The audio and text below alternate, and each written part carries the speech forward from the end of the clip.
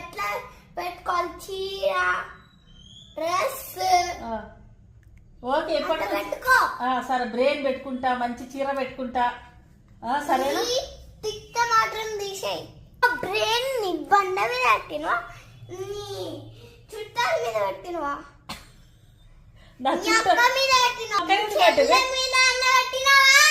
మా అక్క మీద పెట్టినా, మా చెల్లె మీద పెట్టినా, నీ మీద పెట్టినా, అందరి మీద పెడతావా అని నా మీద పెట్టలే.